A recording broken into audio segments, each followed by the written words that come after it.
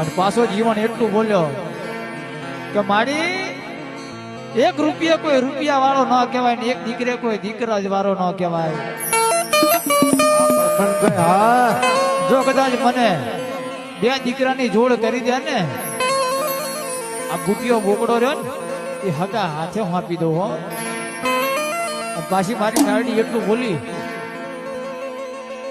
કે જીવન તને બીજો દીકરો દઈ એની ના નહીં પણ મને બુટિયો તો દઈશ ને તો મારી જરૂર દઈ દઈશ પણ મને બીજો દીકરો દે.